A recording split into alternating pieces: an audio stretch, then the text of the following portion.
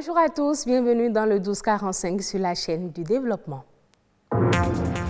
C'est un fléau qui tue chaque année plus que le sida, le paludisme et la rougeole réunis. La pneumonie est encore responsable de nombreux décès d'enfants. Ce 12 novembre est consacré pour réfléchir à comment éviter cette maladie. Les acteurs du secteur privé sanitaire en conclave à Cotonou, ils posent les bases du partenariat public-privé, un partenariat qui vise à améliorer les indicateurs de santé liés à la couverture sanitaire universelle intégrale. Au-delà de l'enthousiasme, le retour des trésors royaux du Bénin suscite aussi des inquiétudes. Un natif du plateau d'Abomey nous parlera dans cette édition du défi de la conservation et de la protection de ses œuvres. La communauté internationale célèbre ce 12 novembre la journée mondiale de la pneumonie. Cette infection respiratoire aiguë est responsable de 15% du nombre total de décès d'enfants de moins de 5 ans dans le monde. C'est une épidémie mondiale qui nécessite une réponse internationale urgente. Amandine Anyambossou. Souvent associée aux personnes âgées, la pneumonie est pourtant la maladie infectieuse la plus meurtrière pour les enfants à l'échelle mondiale. Elle tue plus de 800 000 enfants de moins de 5 ans chaque année, dont plus de 153 000 nouveau-nés. C'est une infection respiratoire aiguë qui touche les poumons. Elle est caractérisée par une inflammation des alvéoles pulmonaires. Lesquels alvéoles sont au fait des poches dans lesquelles se concentre l'air lorsque nous respirons. Et en cas de pneumonie, ces poches sont remplies de pus et de sécrétions, ce qui rend difficile la respiration. Il existe plusieurs sortes de pneumonie. Elles peuvent se transmettre de différentes manières. Là, on parle de pneumonie bactérienne, des virus, on parle de pneumonie virale, mais également des champignons, des mycoses. Là, on parle de pneumonie mycosique. Certaines formes sont contagieuses puisque nous avons parlé des virus, des bactéries. Et quand ces virus et bactéries sont transmis à quelqu'un, elles peuvent être contagieuses. Et cette contamination peut se faire notamment par les particules en suspension. Le tout débute par une toux qui au début est une toux sèche. Mais avec le temps, elle peut devenir productive avec des expectorations. Également, nous avons une fièvre très forte, 39-40 degrés par exemple. Nous pouvons aussi avoir une douleur thoracique. Certains facteurs exposent davantage au risque de pneumonie. Les personnes âgées de plus de 65 ans sont très exposées, mais également les enfants jusqu'à 5 ans, ils sont beaucoup plus fragiles, ils sont exposés. Et aussi les personnes qui ont une baisse de l'immunité, notamment les personnes vivant avec le VIH, les diabétiques, les personnes qui souffrent du cancer, également les personnes tabagiques. Le traitement de la pneumonie dépend de son origine. Ça se fait dans le cas des pneumonies bactériennes par les antibiotiques. Et on utilise généralement l'amoxicilline, soit simplement ou en association. La prévention est un volet très important pour la pneumonie. Et en guise de prévention, il y a le vaccin contre la pneumonie, qui est déjà introduit dans le programme élargi de vaccination au Bénin, qui est systématique chez tous les enfants. Entre la pneumonie et la COVID-19, il y a un lien étroit. Une récente étude sud-coréenne montre en effet qu'un quart des jeunes ayant contracté le virus développent également une pneumonie. C'est tous deux des pathologies qui ont une atteinte préférentiellement pulmonaire et qui ont des symptômes qui se ressemblent. Il suffira juste de se rendre dans un centre de santé le plus proche et les agents de santé sont qualifiés pour pouvoir faire la part des choses et donner les orientations qu'il faudra. On peut éviter la pneumonie en augmentant les mesures de protection, en réduisant les facteurs de risque et en adoptant de bonnes pratiques d'hygiène. Le secteur sanitaire privé du Bénin ne veut pas être du reste dans l'atteinte des objectifs visant la couverture sanitaire universelle. Cette entité entend y apporter sa contribution. À cet effet, les acteurs du secteur privé sanitaire réunis à Cotonou ont posé les bases du partenariat public-privé ainsi que les jalons devant faciliter l'amélioration des indicateurs de santé et l'atteinte des objectifs liés à la couverture sanitaire universelle intégrale. Abibat Pio, Igor Ayoso, Ulvaeus Balogun. L'amélioration du système sanitaire au Bénin est l'une des préoccupations majeures des acteurs du secteur sanitaire privé. Réunis au cours d'un symposium, ces professionnels de santé veulent prendre leur part aux côtés des pouvoirs publics pour améliorer les indicateurs de santé. Notre secteur, la santé, a deux composantes, une publique, une privée. Et ce secteur ne peut pas bien fonctionner s'il fonctionne avec une seule de ces sous-secteurs. C'est un peu comme si, pour tenir votre corps, vous n'avez qu'une seule jambe. Donc, ce n'est pas possible de tenir, vous êtes obligé d'aller chercher une béquille. Et jusqu'à ces dernières années, le secteur de la santé avait fonctionné exclusivement ou quasi exclusivement avec le secteur public, ce qui peut expliquer que les performances n'ont pas été au rendez-vous.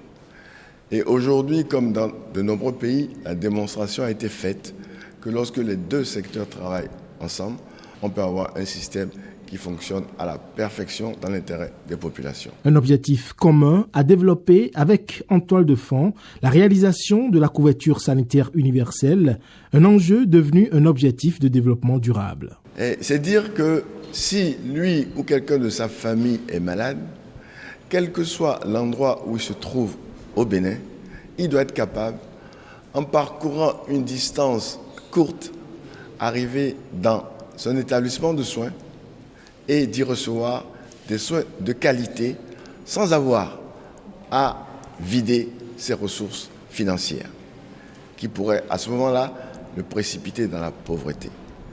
Et quand on entend tout ça, on peut le résumer en trois choses.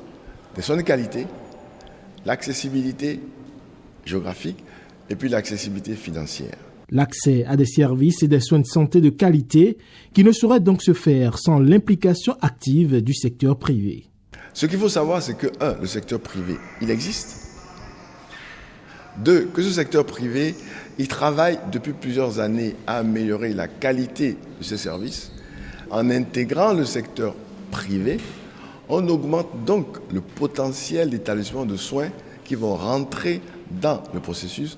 Donc on aura un pays qui sera facilement quadrillé de manière à ce que tout Béninois qui cherche un service de santé va en trouver un le plus proche de là où il se trouve. La contribution du secteur privé pour parvenir à une couverture universelle est donc aujourd'hui inévitable. De quoi faciliter l'ambition du gouvernement de voir se généraliser son projet d'assurance maladie d'ici janvier 2022. Le gouvernement béninois a approuvé le 10 novembre dernier en Conseil des ministres la stratégie nationale de financement du secteur agricole qui va s'étendre de 2021 à 2030. Cette feuille de route vise l'amélioration de l'accès aux services financiers des différentes catégories d'acteurs de la chaîne de valeur afin de stimuler le développement agricole. Une enveloppe de 220 milliards de francs CFA est nécessaire pour la mise en œuvre. Ce montant est destiné à 3 programmes, dont le renforcement de l'environnement réglementaire et institutionnel du financement agricole. 26 œuvres royales du palais d'Abomey, emportées par les Français, sont de retour sur leur terre d'origine. Un acte historique qui réjouit les Béninois. Mais au-delà de l'enthousiasme, le retour de ces œuvres culturelles suscite des inquiétudes. Le défi de conservation et de protection des œuvres culturelles se pose aujourd'hui, tout comme celui de leur valorisation. Constant Agbidinoukoun, natif du plateau d'Abomey, parle ici de l'entretien et de la conservation de ces œuvres. Je vais en vouloir à tout homme politique, toute femme politique, tout conservateur qui ne va pas prendre soin de ces trésors royaux. Vous savez, nous n'avons pas la culture de la conservation de notre mémoire, de nos archives. Je me suis souvent amusé à aller au palais romain à Porto-Novo, à Natitengu, au musée de Natitengu, au musée historique d'Abomey. Non, c'est mal gardé. Les lieux, vous regardez un peu, il y a des détritus à gauche, à droite, des papiers qu'on laisse joncher le sol, des murs qui sont sales. Non, allez visiter les musées en Europe. Le musée Quai Branly, Charles Chirac, le musée British Museum à Londres, Cannes en Allemagne. J'ai eu du plaisir. Ce ne sont pas des lieux de pas perdus. Non, on les garde bien.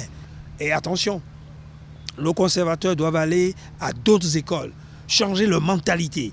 Un musée, c'est un grand lieu de mémoire, de conservation de nos archives, de tout ce qui est cher pour nous, pour tout un peuple, toute une nation. Il faut bien les garder. Il faut s'approprier le devoir de les conserver pour l'éternité. Les trésors sont d'abord toujours vitrés. Quand vous allez au Quai Branly, on les vitre une fois et on les vitre une seconde fois. Et quand vous venez, vous pouvez toucher une vitre ici, mais vous ne touchez jamais l'objet, le trésor, jamais. Et vous êtes là et vous admirez de loin. C'est ça, c'est la manière de conserver. Et c'est ça que nous devons faire. J'ai confiance au président, je fais confiance au président Patrice Talon et à tous ces directeurs qui ont tant œuvré pour que nous puissions entrer dans ces trésors royaux. Nous devons les garder comme des œufs sur le feu. C'est-à-dire on les garde précieusement, avec rigueur, avec enthousiasme, avec vivacité. C'est cela, un trésor royal. Et je compte sur tous ceux qui vont s'en charger. Je compte sur le président, mais le président n'est pas éternel. C'est le peuple qui est éternel. Et nous devons veiller à cela. Et je vais vivre. Nous allons vivre. Parce qu'on m'a dit que dans quelques mois, ça doit aller au fort portugais à Ouida. Je n'en disconviens pas. Parce qu'on n'a pas les moyens tout de suite pour créer ce musée des épopées royales et des Amazones du Dahomey qui vont prendre 3 ans, 2022, 2023, 2024. Et c'est 2025 qu'on va l'inaugurer officiellement. Nous serons tous là, en robuste santé, pour vivre ce grand événement historique d'avenir. Tour d'horizon de quelques sujets qui ont marqué l'actualité internationale ces dernières 48 heures. Je vous invite à présent à suivre Echo Inter. C'est une signature de Héloïse Winato.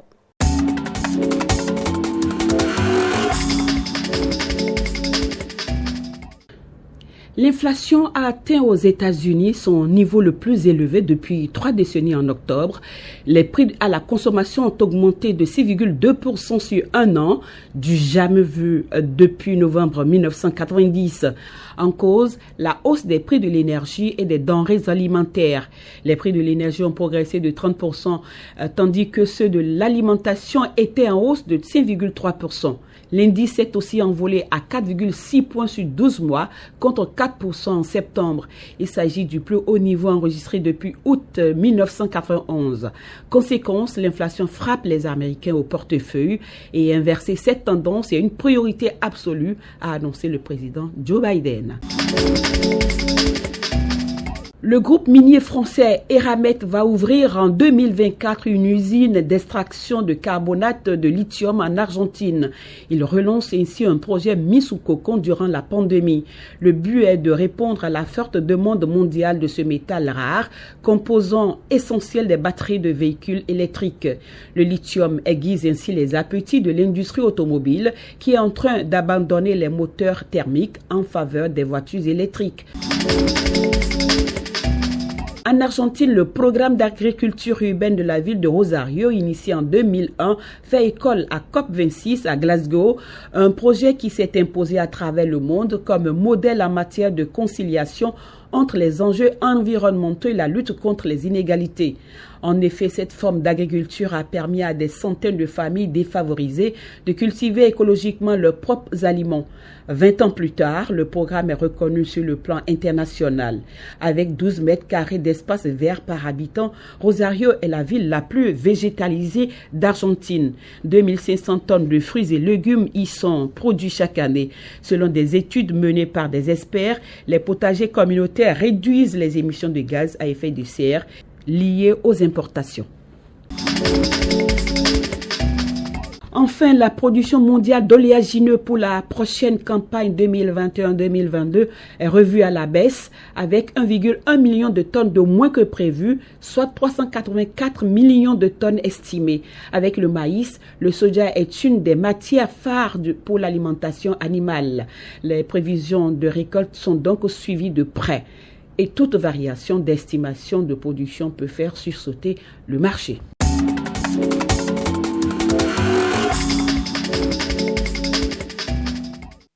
Ce sera tout pour le 12:45 que vous pouvez suivre à nouveau sur le site web de l'ORTB, www.ortb.bj.